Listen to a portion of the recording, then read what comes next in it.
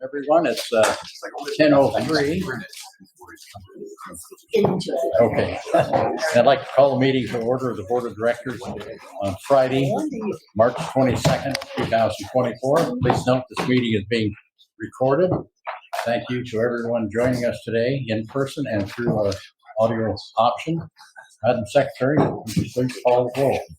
Thank you and good morning, everyone. Director Conroy. Present. Dorsey. Present. Ingardio. Present. Garbarino. Present. Giudice. Here. Roseball. Present. Hernandez. Here. Maston. Here. Fulton Peters. Here. Carr. Present. Verdoni. Here. Safai. Absent. Snyder. Here. Stephanie. Present. Syria. Here. Here. Second Vice President Rabbit. Here. First Vice President Hill. Here. And President Cochran. Here. Thank you. You have a quorum. Thank you. I'd like to remind my colleagues to press the button on your microphone when speaking. If you see the red light on, your microphone is live. When we open up for director's discussion, please raise your hand and the secretary or I will call on you accordingly. If we miss your raised hand, please speak up. Following any discussion, we will take the appropriate vote. Please follow along by referring to the page number located at the bottom right-hand corner of your meeting packet. Director Dorsey, would you lead us in the pledge?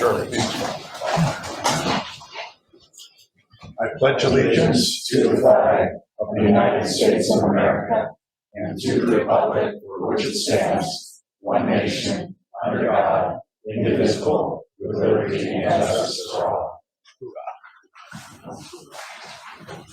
Thank you, Director Dorsey. Madam Secretary, please continue with the next item on our agenda.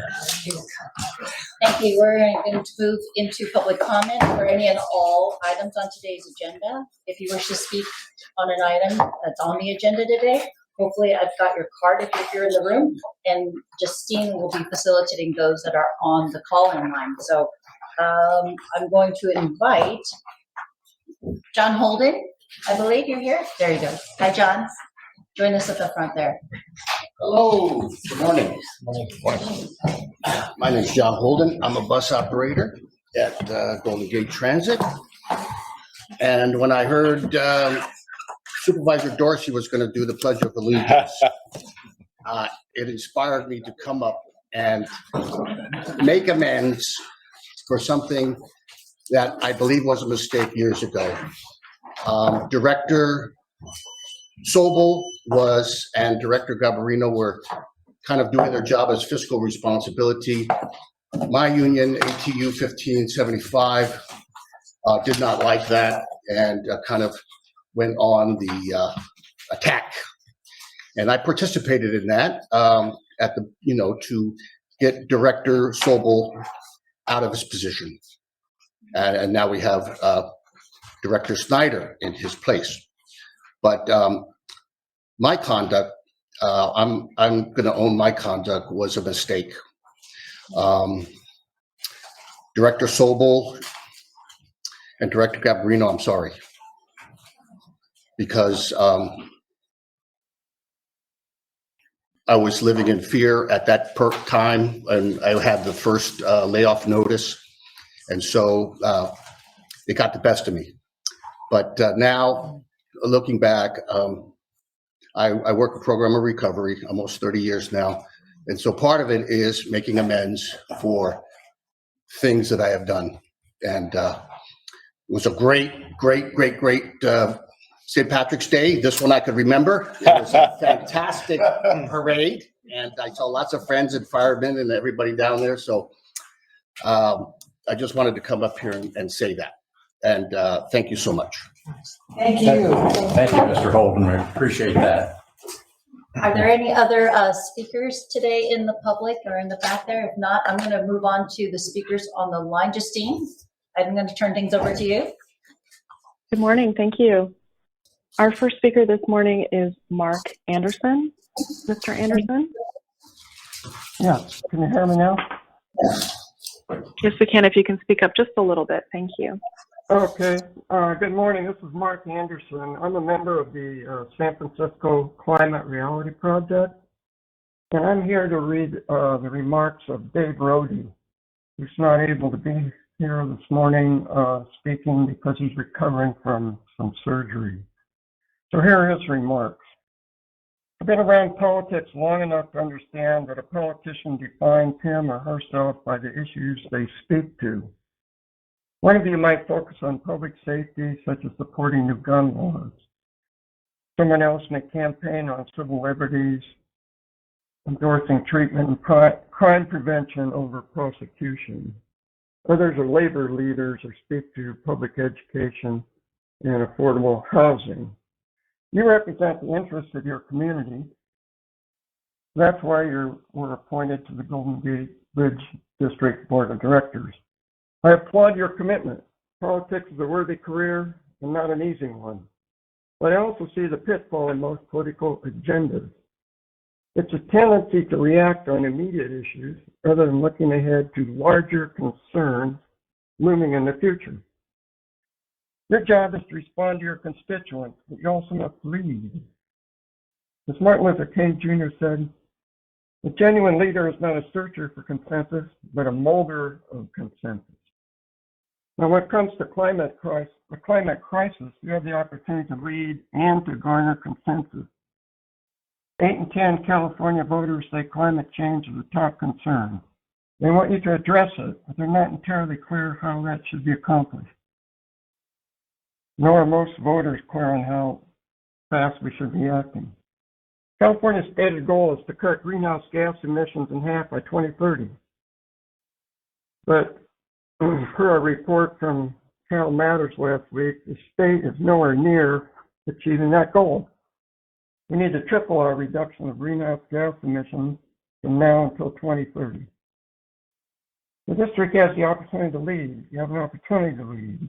As an independent state agency, you're in a unique position to set an example others can follow. California has taken a lot of wrong turns on this project, and so have you. Most notably, you've placated yourself with biofuel and other alternatives rather than pushing for an electric transit system. CARB's own board members are now questioning the role of biofuels in the state's low carbon fuel standards. Climate change is deadly serious. According to the World Health Organization, 4 million people have already lost their lives due to floods, wildfires, heat waves, droughts, and other extreme weather events caused by climate change. By 2030, more than 250,000 people will die in climate catastrophes. Just as in World War II, when the country confronted the global threat of fascism, we need all hands on deck. We need leaders like you to make climate change a top priority. When your children and grandchildren look back on your political legacy, they'll judge you most on what you did to mitigate the climate crisis that they'll be living with. Thank you for listening, and that concludes today's remarks. Thank you.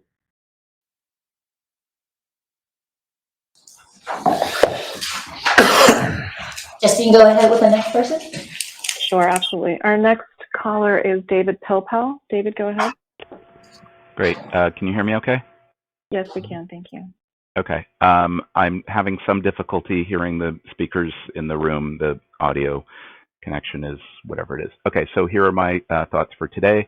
On item 5, the consent calendar, the minutes look good. I did a quick scan and didn't see anything, thanks to Amaret and her small but mighty staff on that, including Thomas. On item 6A, the general manager's report, I appreciate the continued focus on fixing the GGT ARP, which requires constant attention to get it back in order, and I appreciate the general manager's focus on that. Although it was not included in the general manager's report either today or perhaps next month in greater detail, perhaps the general manager could report on transit service changes effective April 14th in a few weeks, pursuant to the authority that was renewed last month on transit service changes. A couple of thoughts on item 6B1, and I may have something further depending on the presentation on that, the new MOU with various individuals in the bus division. I very much appreciate the one-page summary that Molly and the Hanson Bridget folks provided, but it does not state which specific classifications were involved, how many current incumbent employees there are in those classifications. I asked yesterday and was assured that there should be no effect on pensions to those individuals or positions, and it was not clear what the total cost is of implementing this particular MOU. So those are my thoughts, and again, I may have something further depending on the presentation. And then on item 10A, the strategic financial plan, I do have some thoughts, but I did note at the top of page 4 of item 10A, it does indicate that following the staff presentation that the public would be encouraged to provide input. So I'm not sure if the board will reopen public comment on 10A following the presentation, because I think that would inform my comments. Thanks for listening. Thank you, David, and we will reopen the public comment at 10A when it comes up. Thank you. Okay. President Cochran, if you don't mind, we did have some callers join late. Would you mind if I polled quickly? Please. Thank you. If you've joined and you'd like to speak this morning, please use ** to unmute yourself and let me know.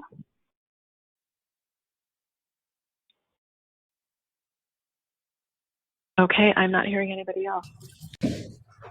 Okay. Thank you, everyone, for your comments. Dennis, do you have anything to provide, any response to our public speakers? Certainly, President Theriot, members of the board. No.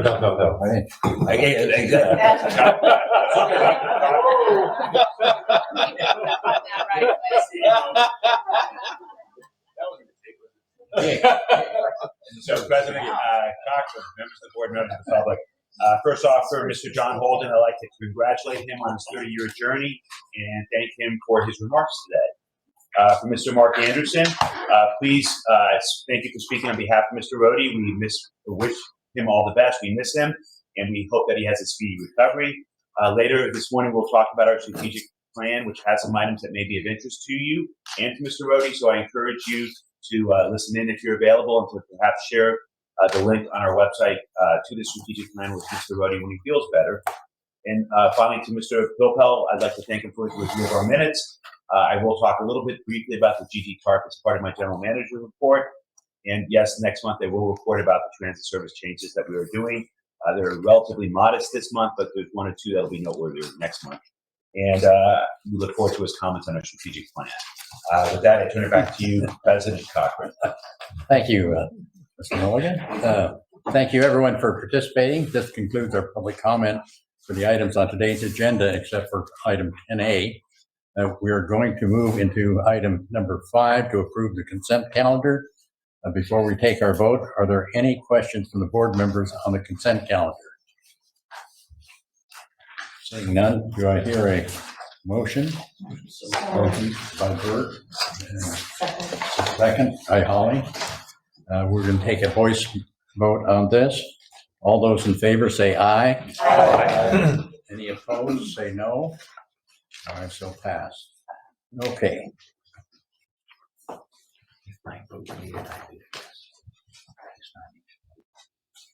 Okay, move on to item number 6A, General Manager's Report. Mr. Mulligan, would you please proceed? Thank you, President Cochran, members of the board. My written report is before you. I'll just mention a couple items. Travel in the Golden Gate Corridor, whether by bridge, bus, or ferry, is still well below pre-pandemic levels. But the good news is when we look at each month, it's better than the same month the year prior. In February, the bridge traffic was 3% higher than the February of 2023. Bus ridership was 11% above February 2023, and ferry ridership was 19% higher. I will acknowledge that there was an extra day in February this year. It wasn't a leap year, but still the trend continues. January was actually even more compared to the prior January. So that bodes well for long-term, slow, steady growth. Whether or not we ever reach those pre-pandemic levels is something that remains to be seen in the future. With respect to the GG TARP, which is the Bus Operators Pension Plan, That's one of 4 different pension plans that employees participate here at the Bridge District. And that plan is unique in many ways, including its current funding status and its governance. But slow, steady progress is being made. Over the last 5 years, contributions have increased. The plan professionals have been replaced, the attorney and the plan administrator specifically, with firms with pension experience. We've replaced the investment advisor who had consistently underperformed both rising and falling markets, which is difficult to do, with a more experienced firm. And they have taken action to correlate a year of pension credit to the contributions received on behalf of the individual. And then most recently, last month, the trustees voted to eliminate the spousal subsidy. So a lot of progress has been made, but there's a lot of work to be done. With respect to the rehabilitation plan, in our last collective bargaining agreement, the district and the bus operators union agreed to develop a rehabilitation plan, and that is the path to bring the pension plan back to solvency. And that work is underway, so I want to acknowledge that. The working group of the team had its first meeting on February 22nd. Future meetings have been scheduled, and they will look at the whole array of possible strategies, including extremes on both the funding and the benefit side. And that'll provide guardrails, and the ultimate solution will probably be somewhere in between, and it will involve a lot more contributions on behalf of this body. So we'll continue to brief you as the status of that rehabilitation plan effort, but we're excited that it's underway and it's launched. Director Snyder is your representative on that group. I'll jump ahead then to employee recognition. The employee of the month is Matthew Crom, and I believe Matthew is here in the audience. So if he can come forward.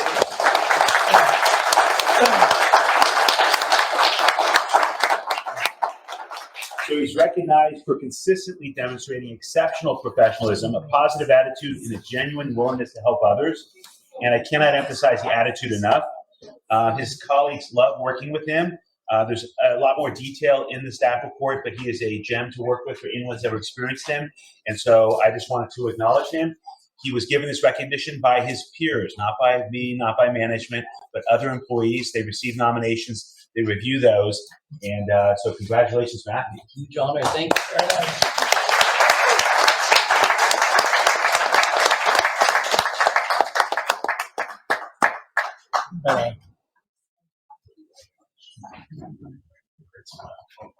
Yeah. Thank you. Matthew, will take your word. Oh, sure. Thank Oh, you. that's where you went. Thank you so much. Yeah, everyone, it's truly an honor and a pleasure to work for the district. This is a great place of great culture, hard work, traditions, and I'm glad to be amongst the best and the brightest. I truly feel that I'm surrounded by great people working here, and glad to be part of the mission of the Bridge.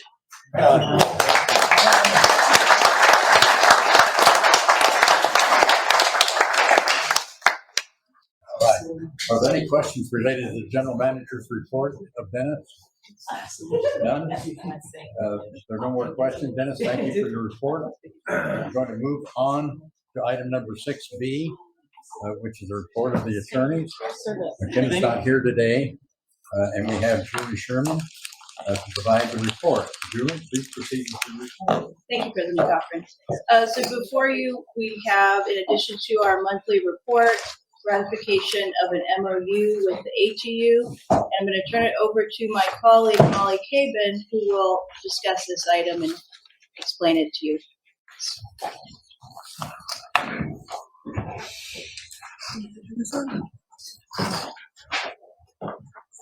Good morning, everyone. My name is Molly Cabin. I am the district's chief negotiator. For those of you who haven't met me before, there are, believe it or not, 28 separate bargaining units at the Golden Gate Bridge District. The 28th is brand new, and that's why I'm here today to discuss that 28th unit. We have a small unit of administrative employees in the bus division. I believe there's only 7 of them. Filed a petition last year to be represented by the ATU. The ATU represents the bus operators in the bus division, and that's actually our largest unit with approximately 200 members. So smallest unit, biggest unit. And we agreed, we didn't have they had signed authorization cards, so we didn't need to proceed with an election. We voluntarily recognized them as a unit represented by the ATU. And since that time, have negotiated a new MOU from start to finish, brand new MOU. we didn't try and reinvent the wheel here because we have 27 other MOUs and we wanted to keep them as consistent as possible, particularly with respect to the other administrative employees who are represented by Local 21, a different union. So we have today to present that brand new MOU to you. I'm not going to go through every provision, but the main terms that we wanted to highlight are a 3-year term.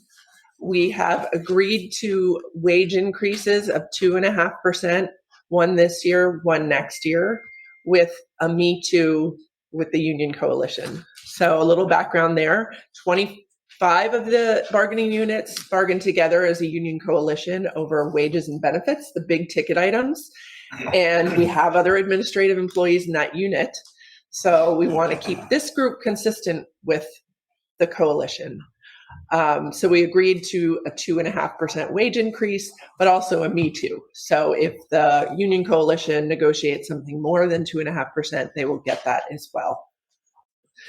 And then we included all of the standard MOU provisions that are in the other contracts at the district: grievance procedure, discipline and discharge, dues checkoff, any number of things that you would expect to see in a collective bargaining agreement are in this one. I'm happy to take any questions on that. But like I said, we weren't trying to reinvent the wheel here. We wanted to, we try always to standardize these contracts as much as possible. And this one, I think, falls right there in the middle. So. Thank you, Molly. Are there any questions of Molly? If not, is there anyone in the public who would like to make a comment?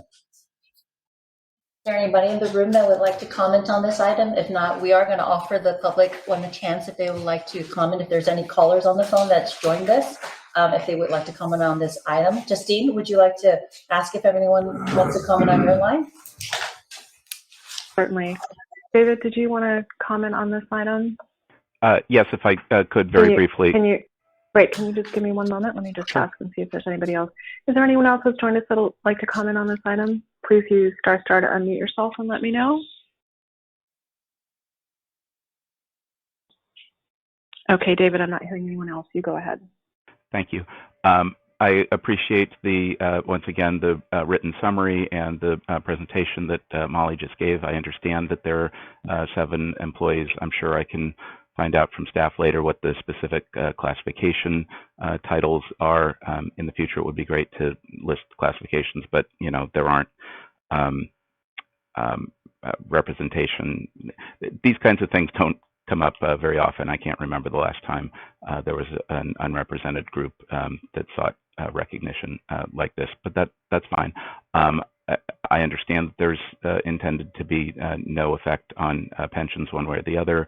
I just did not hear, based on the 2.5% or any other provisions, what the bottom line cost is to the district in the current fiscal year, and what the estimated cost is for next year that I assume will be included in the budget. I'm sure it's not high, but I think it would be good to disclose that if someone knows that. That's all, and thanks again for the good work on the labor negotiations. So all of their economics, with the exception of wages, are going to continue as they are now. This is a group that is in CalPERS and not in the ATU pension. So a lot of that is determined by the CalPERS system. I don't have the number of what 2.5% is for this group. We can certainly get that for you, but given that there's only 7 employees, you're correct, it is not a large amount, and I don't think it'll significantly affect the budget in any way. Okay, any other comments from the board members? If not, I'd entertain a motion to approve item 6B1. So second. Okay, it's been moved and seconded. We'll take a voicemail. All those in favor say aye. Aye. Opposed? Hearing none, so moved. Thank you, Molly. Thank you.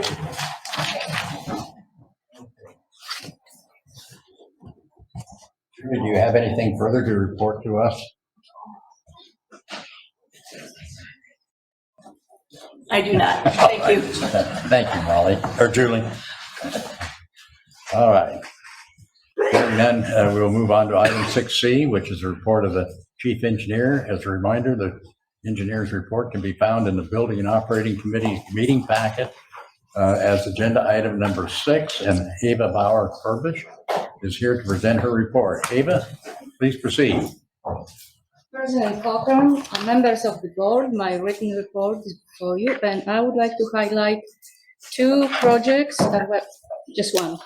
It's our seismic retrofit of the suspension bridge.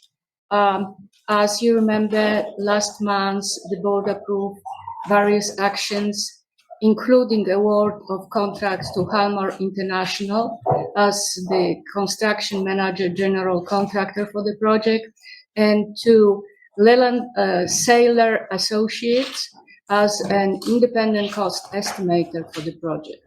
So I'm happy to report that notices to proceed were issued, and next Tuesday we will have a one-day so-called kickoff workshop with all team members.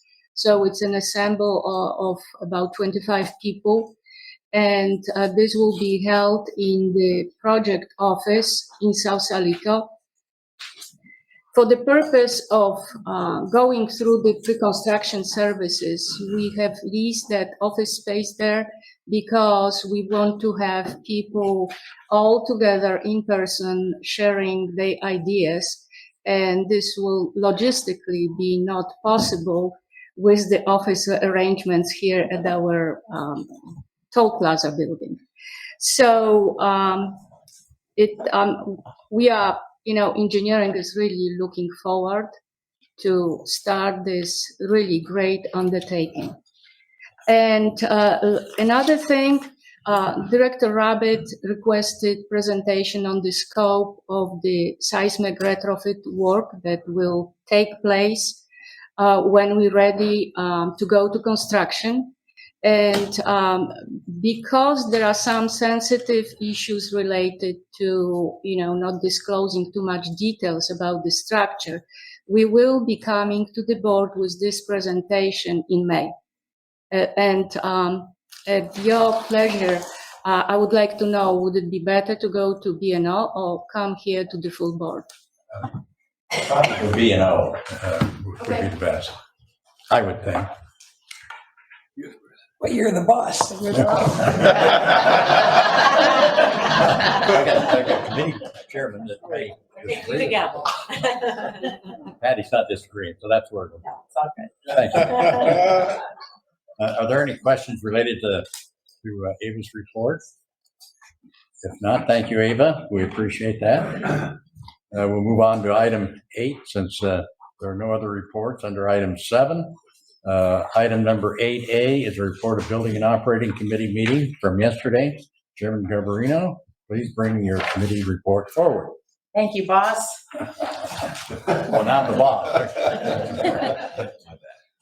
The Building and Operating Committee is recommending approval of board agenda item number 8A1, which is to approve the award of contract number 2023 BT 072 San Rafael Bus Facility Parking Lot Improvements and Solar Panel Installation to Gelati Brothers Incorporated of San Rafael in the amount of $9,199,199. Establish a construction contingent. Such a deal, right? You feel like throwing in a penny just to, yeah.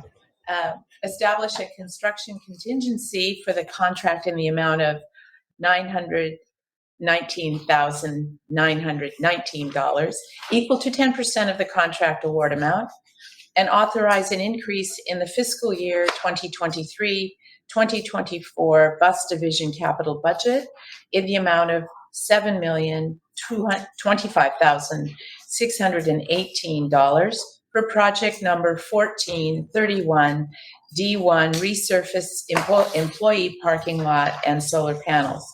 In concurrence with the Finance Auditing Committee and as detailed in the staff report, I so move. Second. It's been moved and seconded. Are there any questions relating to this item? If not, all those in favor say aye. Aye. Any opposed? Hearing none, so moved. All right. Chairman Garbarino, would you please continue with your report? Thank you, President Cochran.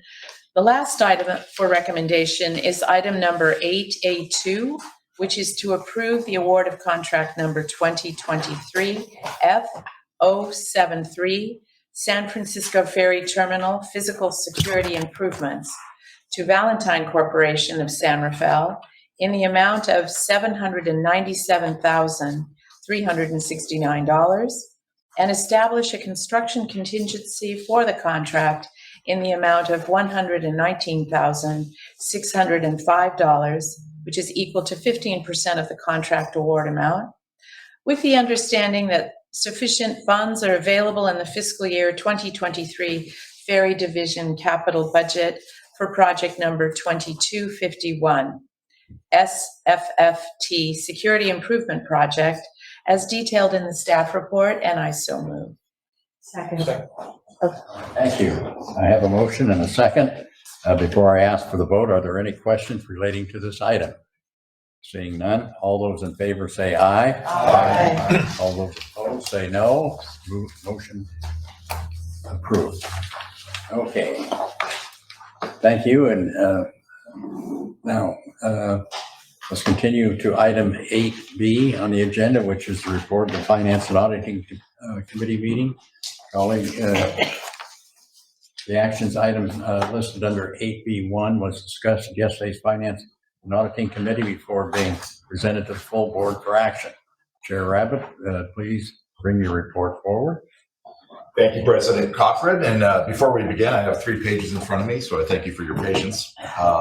With that said, the Finance Auditing Committee recommends approval of item 8B1 to combine Ferry Division Capital Project number 2443, the San Francisco Ferry Terminal, or SFFT, inner berth hydraulics, and project number 2444, SFFT, outer berth rehabilitation, into one capital project. Project number 2443, SFFT, or San Francisco Ferry Terminal West and East Berth Rehabilitation, with a total project budget of $6,268,000 as detailed in the staff report, and I so move. Second. All right, been moved and seconded. Before I ask for the vote, are there any questions or any questions related to the item? Hearing none, all those in favor say aye. Aye. Any opposition? Let the record show there is no opposition to the motion. Thank you. The item is adopted. Chair Rabbit, please continue with your report. Thank you. The Finance Auditing Committee also recommends approval of item 8B2 to approve actions as detailed in the staff report relative to the Low Carbon Transit Operations Program, or the LC-TOP, to authorize a general manager or his designee to execute and submit related certifications and assurances and agreements on behalf of the district and approve submission of a grant application for the MV Del Norte replacement project in fiscal year 23-24, and I so move. Thank you. I have a first and second before us. Are there any questions from the committee? If not, all those in favor say aye. Aye. Is there any opposition? I'll let the record show that there's no opposition and the motion passes. Thank you for the item adopted, Chair Rabbit. Rabbit, please continue. Well, thank you, President Cochran. And before I bring forth the committee's recommendation, we want to ask the general manager to please provide a brief presentation for the benefit of those unable to join us at yesterday's meeting, where we had a pretty thorough conversation. Thanks, Chair Rabbit. For those that weren't there yesterday, there was a very lengthy discussion. Just at a high level, the district is facing a $220 million 5-year shortfall based on providing current service levels for our bus and ferry customers with very, very modest growth, as well as the ongoing cost to maintain and protect the Golden Gate Bridge for future generations. It will take additional revenue just to maintain current operations and fund the district's capital projects. Absent additional revenues, the district would be faced with to greatly curtail existing bus and ferry service. So we went through a very extensive public process that started last December, letting the public know about this. It's been extensively covered in the press. And yesterday, there was a lot of conversation and discussion. And yesterday, the committee voted 10-1 in favor of the staff recommendation, which is to raise tolls 50 cents a year. Excuse me, 10-2. 10-2, that's right. Sorry. It was 50 cents a year for 5 years. And so I just thought I'd provide that very high-level background. Some of you weren't here yesterday, so you may wish to weigh in on the topic. But your colleagues spoke extensively about it yesterday. Thanks, Dennis, and appreciate staff work on this initiative, including the outreach. Did a great job really making sure that the public was aware of what was in front of the board. Also, I think it's important to note that this 5-year toll plan will not cover our projected deficit. We will undoubtedly continue to face difficult decisions with respect to service levels at bus and ferry, and I know we'll continue to pursue state and federal funds to leverage our own revenues going forward. So we do appreciate the work of everyone to make sure that we're doing our fiduciary duty for the district. Back at to our committee's report, the Finance Auditing Committee is recommending approval of item 8B3, which is to approve the recommendation of a 5-year program to increase tolls on the Golden Gate Bridge effective July 1st, 2024, by implementing option 1 of the recommended program as follows. 1, increase the bridge toll on July 1st of each year in the amount of 50 cents per year to fast-track pay-as-you-go and invoiced toll rates. The first increase would take effect on July 1st, 2024, and result in a toll rate of $9.25 for fast-track, $9.50 for pay-as-you-go, and $10.25 for invoice payers for a two-axle vehicle in the first year of the program. And 2, find and declare that the 5-year toll program is necessary for the purpose of A, meeting operating expenses, B, purchasing or leasing supplies, equipment, or materials, C, meeting financial reserve needs and requirements, and D, obtaining funds for capital projects necessary to maintain service within existing service areas, because these purposes are among those enumerated in the California Environmental Quality Act under section 21080B8 of the Public Resources Code. The district's toll increase program is exempt from CEQA's requirements as detailed in the staff report, and I so move. Second. Okay, it's been moved and seconded. Oh, When you get the comment. yeah. Any questions related to this item? Director Maston. I'd like to reiterate my comments of yesterday. I'd like to point out that the cost to eliminate the entire shortfall is, I believe, something approximately a 9.5% increase, or 80 to 85 cents. Now, on a historical note, when the bridge opened in 1937, the toll was 50 cents in each direction. And adjusted for inflation, that figure is now approximately $11 each way. I certainly recognize our need for a toll increase. However, as I've said in the past, I think the proposed 6% increase is unreasonable, and that the more modest 4-ish% of option 2, or 40 cents, is defensible and in line with the pain being felt by everyone in our current economy. However, I'm of two contradictory minds with this proposal. On the one hand, that we're going too far, and on the other, that we're not going far enough. Those are my comments, other than to compliment staff for their diligent and thoughtful work on this issue. Thank you. Thank you, Director Maston. Any other comments? If not, we'll have a roll call vote. Oh, Holly? Yes, I just wanted to take a moment to thank staff for the extensive and very well organized outreach. It's been many, many, many months of organized outreach, and a lot of things before then. So I really wanted to commend staff. I want to say that no one likes a toll increase.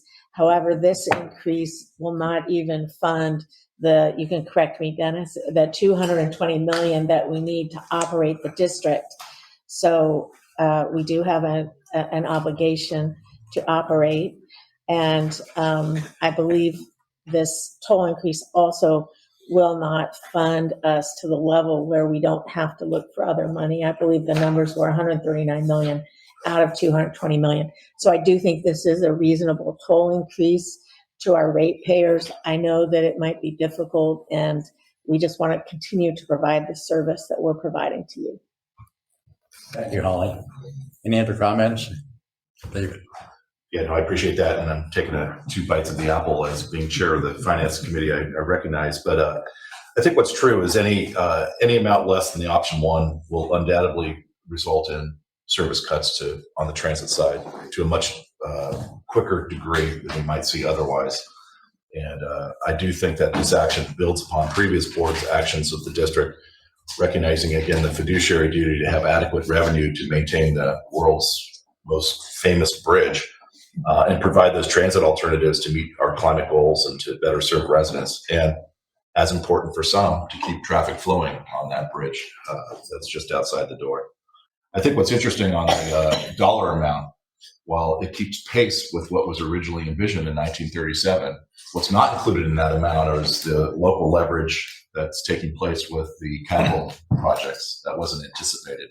And here we are about to embark upon a $800 million seismic upgrade, the largest project we've done, coming on the heels of some great projects that we are just completing, the suicide deterrent net, the movable median barrier, which is both of those items have saved lives, all electronic tolls, and the other seismic upgrades of the Anchorage houses. Those were not envisioned in any toll increase for a local match back in 1937. So for all those reasons, I think this is a responsible thing to do. No one likes to pay more for anything. But at the same time, the pain that will be felt will be most severe if the bridge cannot operate or is not there, or after the next seismic event cannot maintain traffic.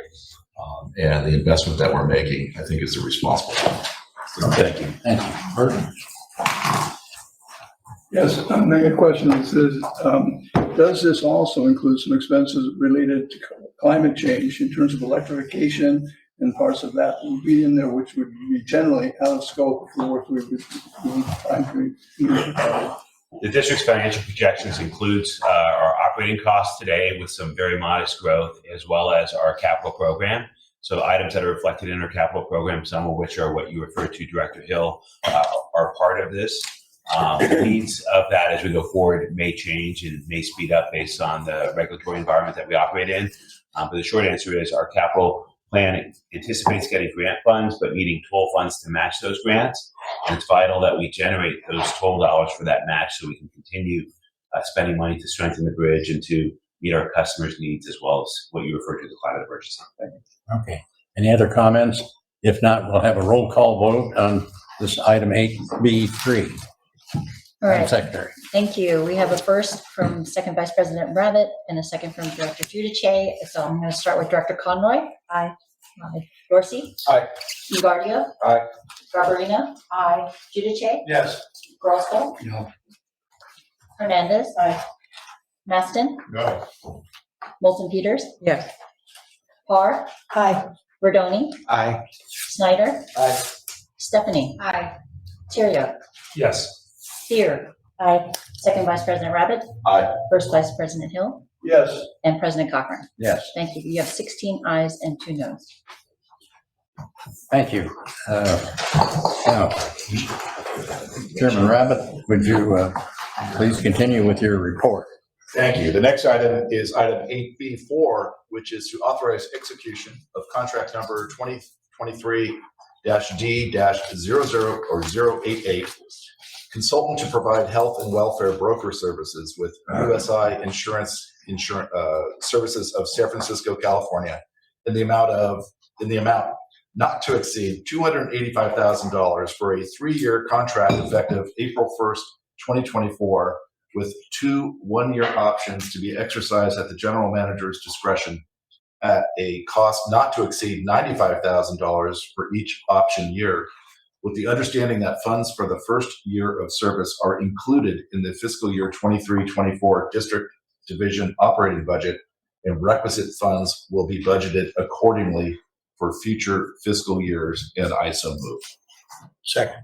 All right, got a first and second, thank you. Before I ask for the vote, are there any questions related to this item? Seeing none, we'll take a voice vote. All those in favor say aye. Aye. Opposed? Hearing none, that's so moved. The coffee is, sorry. The coffee is. That what it is? No, it's The ghost in the machine. So we're all breathing heavy. We're all breathing heavy and panting in here apparently. I think so.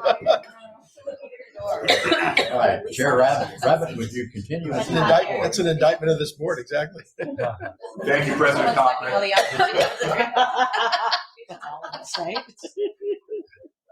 Next is item 8B5, which is to approve renewal of the annual delegation of investment management authority to the auditor controller for fiscal year 24-25 as per Rule 11, Investment Policy, Section E, Delegation of Authority of the Rules of the Board, and as provided for in the California Government Code, Section 53607, as detailed in the staff report, and I so move. Second. It's been moved and seconded. Before I ask for the vote, are there any questions relating to this item? If not, all those in favor say aye. Aye. Opposed? Hearing none. Let the record show that we passed that motion. Director Chairman Hill, or Chairman Rabbit, please continue with your report. One last item, President Cochran. The last item for the board approval is item 8B6, which is to receive the independent auditor's engagement letter for services related to the annual financial audit and single audit for the year ending June 30th, 2024, as submitted by Eide Bailly LLP and as detailed in the staff report, and I so move. Second. It's been moved and seconded. Before I ask for the vote, are there any questions relating to this item? If not, all those in favor say aye. Aye. Opposed? Hearing none, the motion passes. Thank you. The item is adopted. Chair Rabbit, do you have anything further to That report? concludes my report. Thank you very much. Okay. Okay, thank you. There are no addresses to the board under item 9.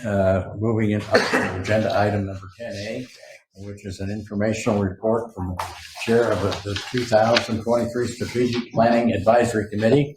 The report begins on page 55 and will be hand things over to Chairman Farrell and will present his report. Mike, please begin your committee report. Thank you, President Cochran. Right off the bat, this has been a long process, you've all noted, and I have a long list of individuals and entities to thank for their contributions to this process, starting with the Strategic Planning Advisory Committee itself. I constituted it of the 5 chairs of the standing board committees.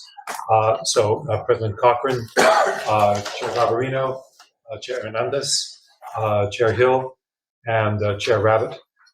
So thank you all first of all.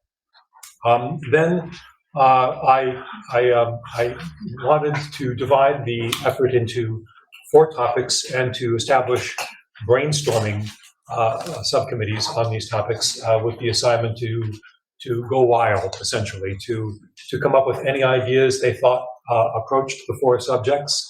And not to analyze, to judge, to winnow them down, but to let us take that task on once we have the full set of them in front of us. And I would name all the members of the board who volunteered for that, but I want to be cognizant of Director Grosboll's imperative to be brief. We have a reputation. We want to keep that reputation going. So we had, and to Mr. Rohde's concern, we had an environment and climate change brainstorming subcommittee chaired by Chair Garbarino, a transportation brainstorming subcommittee chaired by Chair Hill, a finances brainstorming subcommittee chaired by Chair Rabbit, and a labor employee relations brainstorming subcommittee chaired by Chair Hernandez. So thank you all. Then we went out to the public But first of all, to our public advisory committees, the Advisory Committee on Accessibility, the Bus Passenger Advisory Committee, the Ferry Passenger Advisory Committee, and the Pedestrian Bicycle Advisory Committee, and they all provided input to our effort. And then partner agencies. The district works with a number of public agencies involved in public transit. We initially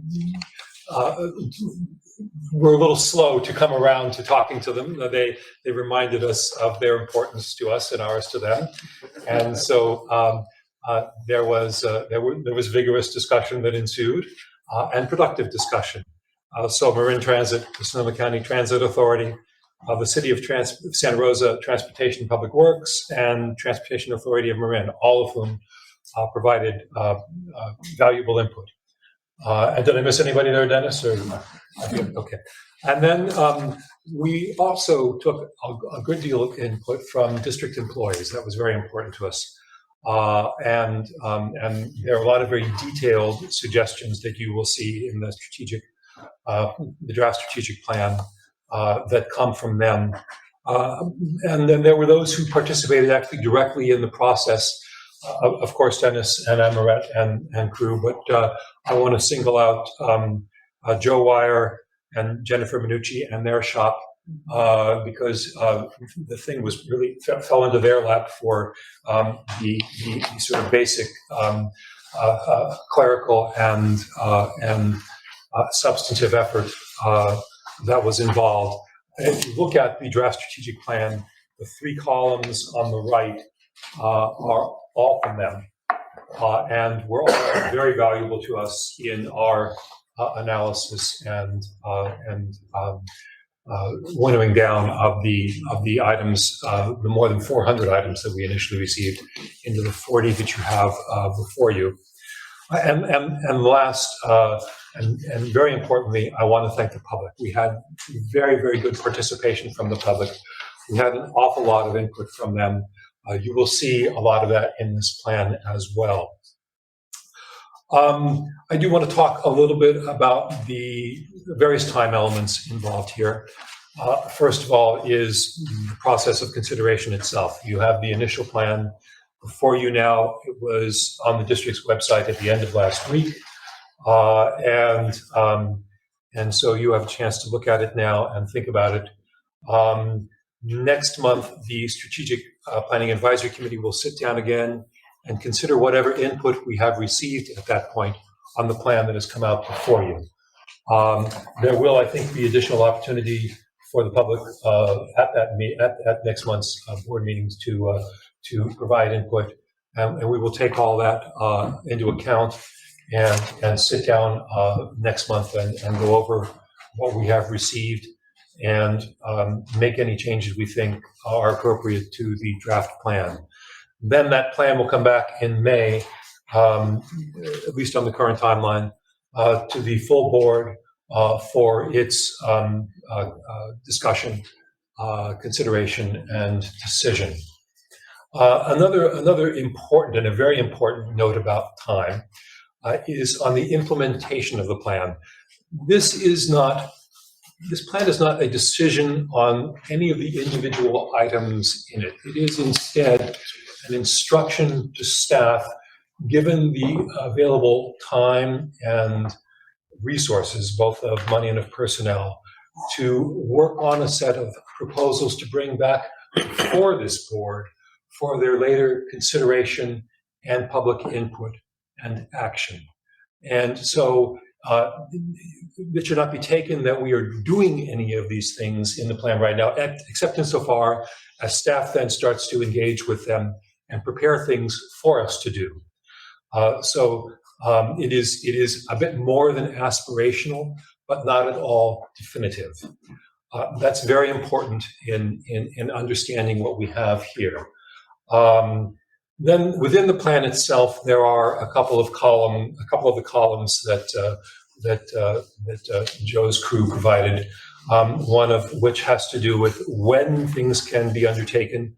Some we could undertake right away, given resources. Some we would have to undertake only with the cooperation of other public agencies. and some would be off for some future point. Additionally, another column talks about how long they would take to implement once we undertake them. So those are the timing things that are in there. And I will actually then turn it over to staff to talk about the plan itself and any other items they care to throw at us. Joe. Thank you very much, Director Terrio, and to the whole board. Director Terrio did an excellent job of summarizing the memo, so all my notes, I can just toss them out. Thank you very much. So, but seriously, he did do an excellent job summarizing the memo. And all I would give you to say is there was one section on, the purpose/goals of the strategic plan. I think that's important, especially for those who've been here for a while, the ones we had in the past, and for the public and some of our regular commoners that follow our agency. They also are familiar with the things that we've done in the past. And the district in the past had focused on a more long-term sort of strategic planning, but it was more of a financial planning effort. And this is, as Director Shiro rightly pointed out, is a much broader proposal. It's a much broader plan. It covers everything we do. There isn't anything left untouched, basically, was in this plan. And when you looked at the 400 plus odd comments that we got back, there clearly was almost nothing untouched that when we started with. So I think that's an important piece. So if you look at that in this, I think on page 56, they have sort of some purposes we talked about. It was in the committee, these came out of the discussions that also at the advisory committee level. It was focused on the post-pandemic environment. How does the district move forward in this post-pandemic environment? And that was also a lot of the comments came, especially some from our partners, what are y'all doing? Where are you going? And what kind of things are you going to be looking at? What are you focusing on? And so this has some of that in there on that piece. It also says that we got from our customers is how are you going to meet our demand? We know their demand is, in fact, we went through a long history of relatively stable demand, and then we had the pandemic, and now we have a very different type of dynamic going on, and the demand looks like it's gradually growing now. So we want to be able to accommodate that. If that's something that keeps going as we go forward in the plan. We have there's a sustainability section that the director mentioned that we have in there and how we meet those sustainability goals that the district has set for itself and that the state and region and have set for us also to do that. And then there's the issue that we got on how to make sure that the agency itself, and the agency means those that are, that are here to work in the agency, are able to achieve the goals, so that we have the staff that we need and the skills that we need in order to do that. And how do we keep that going forward in what is an extremely competitive environment to make sure that we have those staff. And then lastly on here was that we enable this agency to continue to be a positive, place a positive outcome in the environment, into the community, so that the people see this as improving their quality of life, that we do something that makes a difference. And we're a public agency and we were created to do that. In our case, the bridge, and then later the transit system that we operate.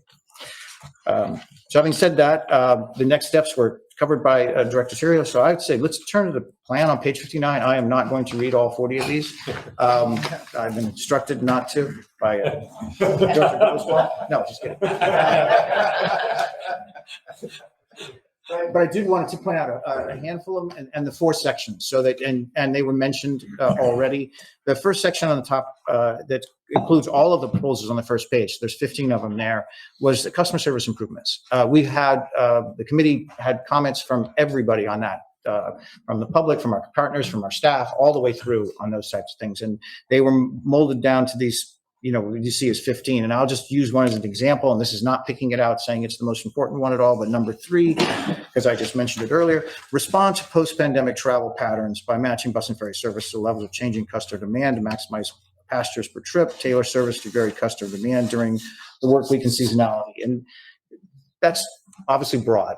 If you look to the right, we gave it an A, which means you can start it. The district can start it on its own pretty much any time. That was sort of the shorthand for that. The 3 hourglasses, and you can thank Paolo for those.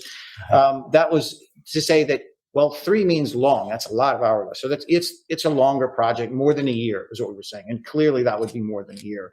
The dollar signs, you see past that, there's actually 6 levels of dollar signs you'll see here. And they vary from, we think, potentially making a positive impact of $1 million a year, or if it was negative in $3 cents, that would be potentially making a negative impact of $1 million a year.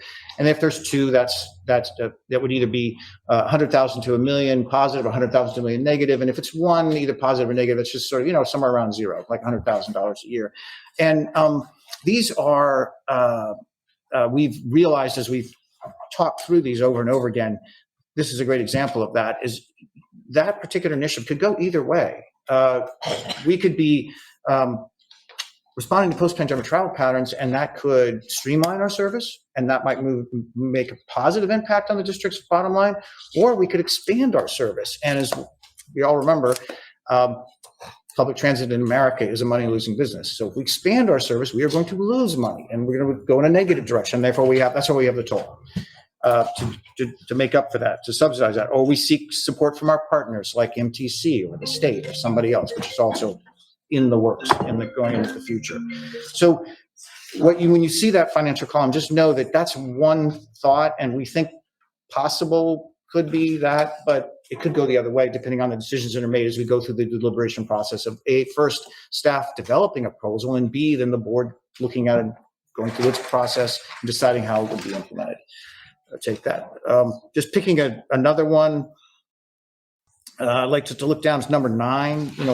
We're going to work, this one just says, work with regional partners to convert HOV lanes in North Bay to 3+ occupants with consistent operating hours, increased bus speeds, and reduced operating costs. It gets, if you go to the right, you see it gets a C. It's contingent greatly on our local towns and counties that are around us, and of course then the state, because that's involved in that kind of a process. It has a financial impact because our bus system, we pay by the minute.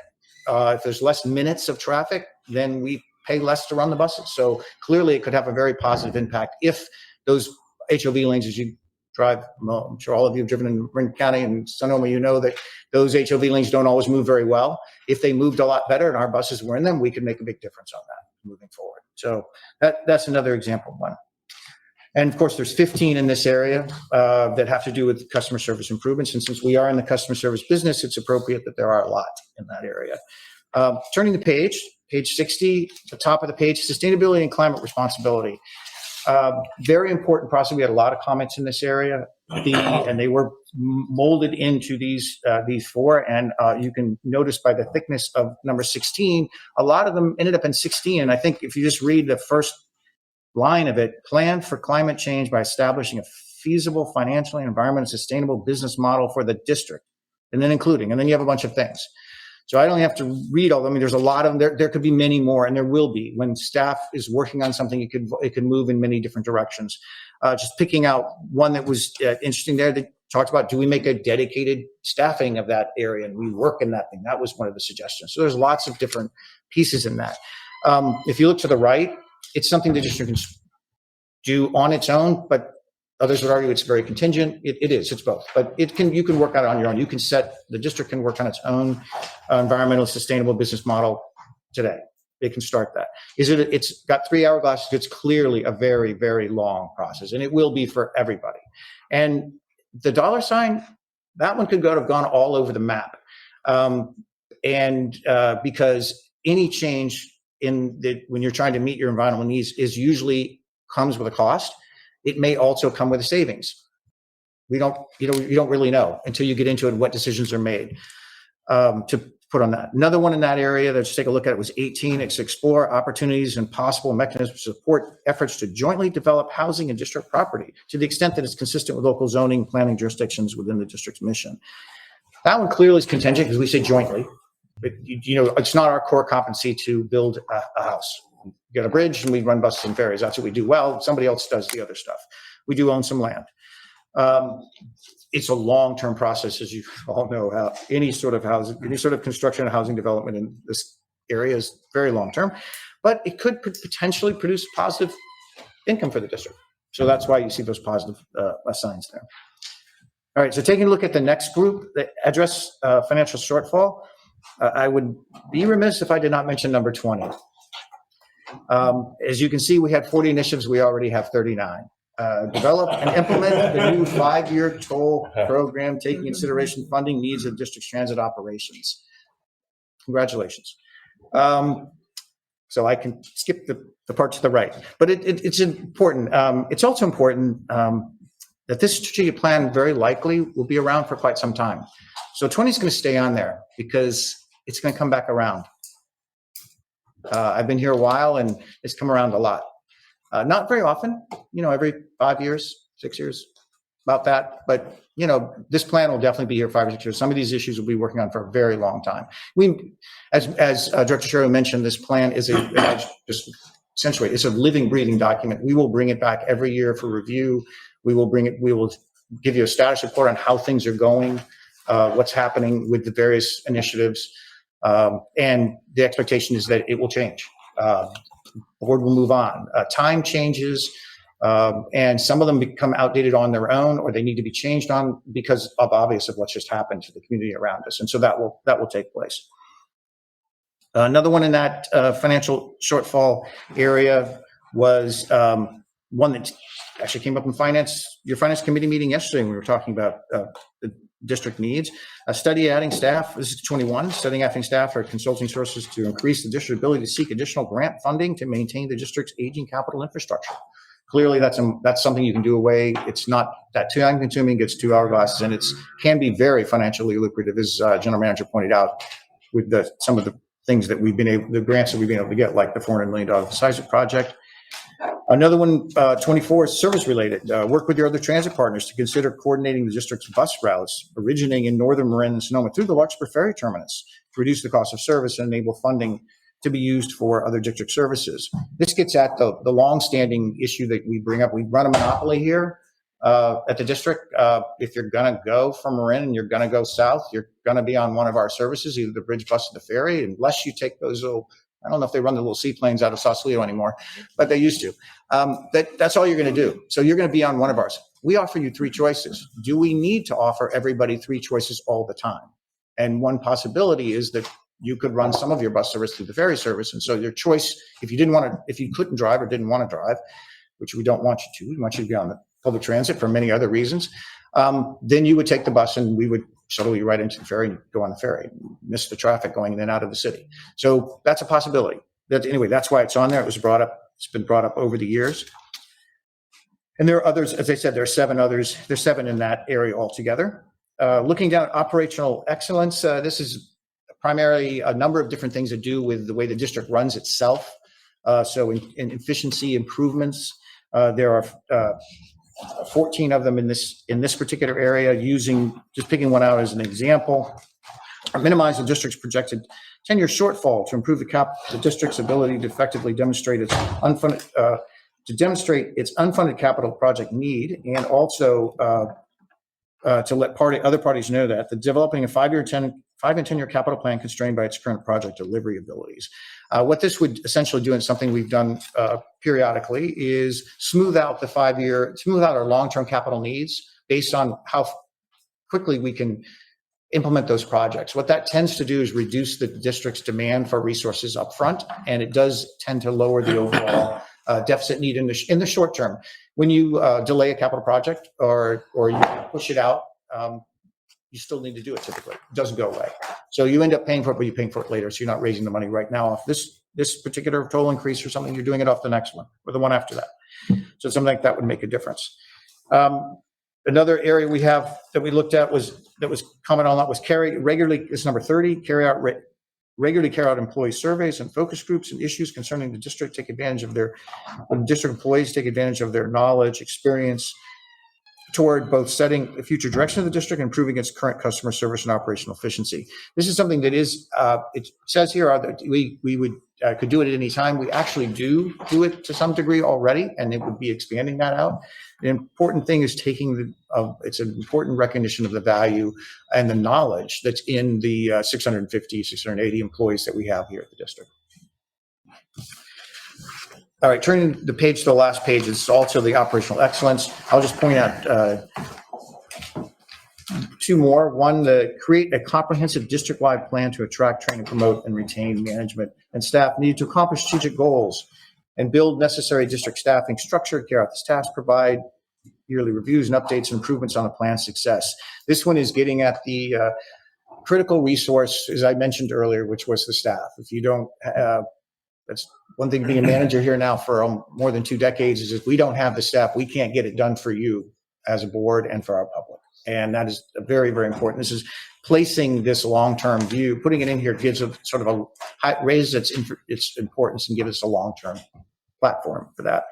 And lastly, the last one, number 40, in cooperation with bus operator union, take necessary steps to ensure the stable defined benefit pension for all bus operators. Something that was mentioned in the general manager's report, and you folks have been briefed on that. This is, making sure that is a clear long-term commitment. You can see it's contingent, and as mentioned, some things are contingent on other agencies, something contingent on other groups. In this case, it would be a union group. It will take time and it will cost money, and that's why that's put in there. As I said, these are examples of the 40. As Director Terrio mentioned, the discussions could be held some now and then at future board meetings. Comments can be submitted through staff, also through the district secretary's office for those of you who are commenting from the public, just as you would comment on any other board item. And with that, I'm open to any questions on any of these, or leave the floor for discussions. Thank you, Joe, and to your staff, and especially to our chairman, Chair Terrio, for his leading this effort. He did a superb job, and we've got a little ways to go, and it'll be completed, we hope. Are there any questions on the strategic plan from Board Director Dick? Joe, did David Brody and the Climate Reality Project provide any comments on this section on climate responsibility? Yes, they did. Thank you. Any other questions? I just had a comment. I just wanted to commend former President Terrio and say that I'm of course my phone starts. Okay. Throw it out. I just want to say how impressed I am with this strategic planning effort. It is so difficult to do an effort like this. I also want to thank staff and everyone who contributed, as well as the leaders of each group. It's very difficult to put people on the same page. There's always a million ideas, and I love the way that you did this. I love the framework. I participated as much as I could, and I found it to be a very open and transparent process where I knew ideas were welcomed. I love that this is a living document, and I think that is the right approach so that we can add and delete things as times change. I also really like this little chart with the timing, duration, and fiscal impact. So thank you, Joel and Gardio, for that, because it really gives us, a lot of strategic plans sit on a shelf.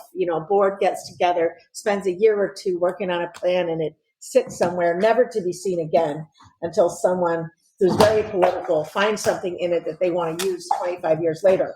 But this plan, I actually think we're going to accomplish things, and it is a credit to staff and our fearless leader, Mike Terrio. So thank you very much. Any other comments for board members? If not, Christine, do we have David on the line? You want to make a public comment?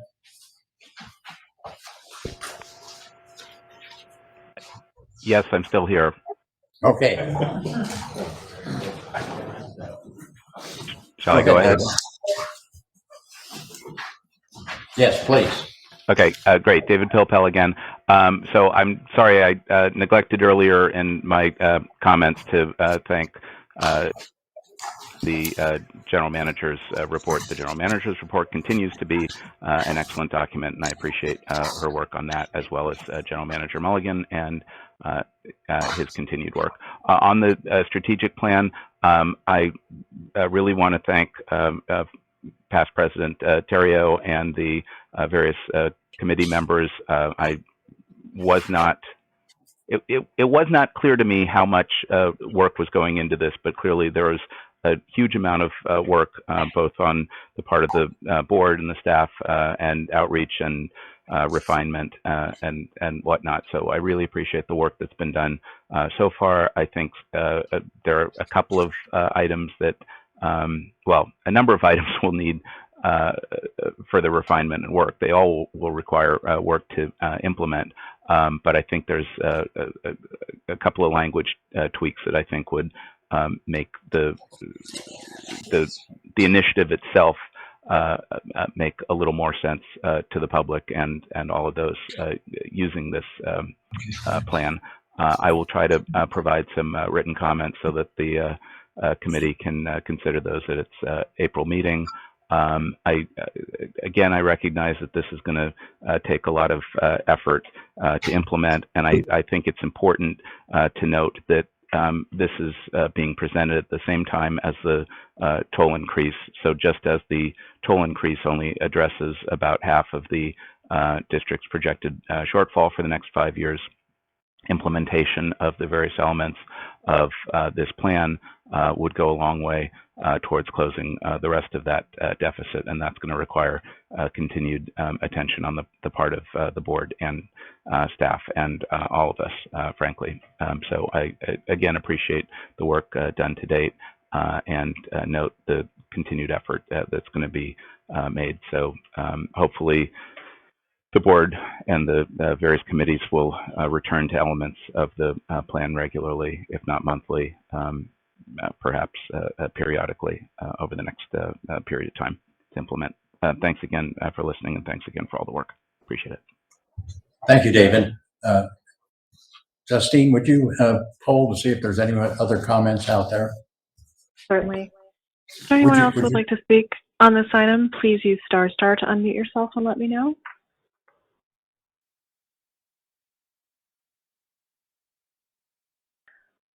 President Cochran, I'm not hearing anyone else. Thank you. Okay, thank you, Justine. There's no action associated with this item 10A, and we will be taking action on this at a future board meeting. I believe you said May. That's what we anticipate. Well, that's what we're shooting for. Moving on with nothing under item 11 and 12. Item number 13 is communication. The revised communication is before you with reflects communication that have come in since the mailing. That takes us to the end of the agenda. There are no further items to be presented to the board. I have a motion to adjourn this meeting. So moved. And someone seconded that. Thank you.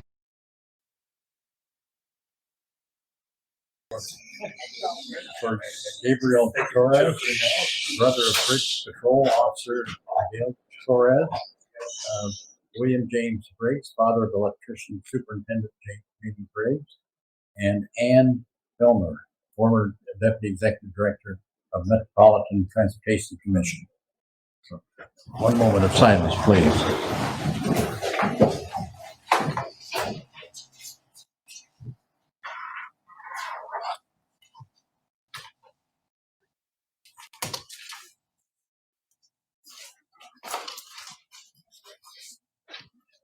Okay. With that, the time is A nice weekend, everyone. 11:20.